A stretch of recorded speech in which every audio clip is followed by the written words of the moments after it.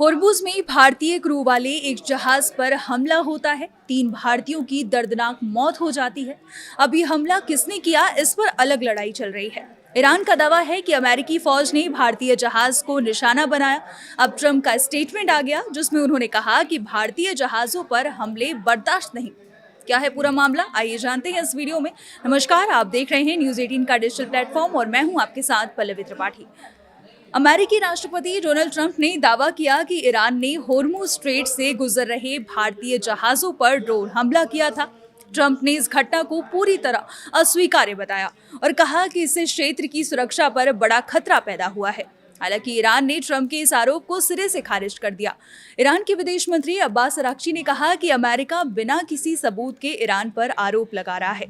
उन्होंने ट्रंप के बयान को निराधार और भ्रामक बताया।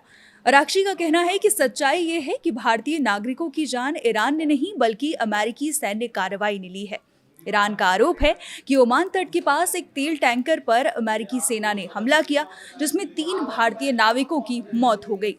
ईरानी अधिकारियों का कहना है कि अमेरिका अपनी कार्रवाई से ध्यान हटाने के लिए ईरान पर आरोप मढ़ रहा है। इस घटना के बाद भारत में भी नाराजगी देखने को मिली। भारत सरकार ने अमेरिकी राजनयिक को तलब कर कड़ा विरोध दर्ज कराया। विदेश मंत्रालय ने साफ कहा कि नागरिक जहाजों पर किसी भी तरह की सैन्य कार्रवाई स्वीकार नहीं की जा सकती।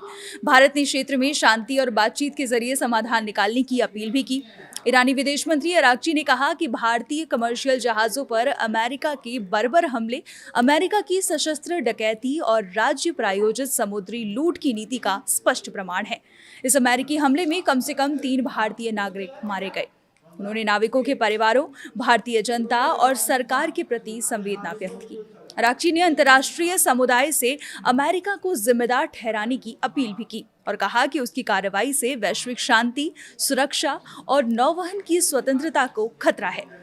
जिस टैंकर पर अमेरिका ने अटैक किया, उस टैंकर पर 28 सदस्यीय दल था।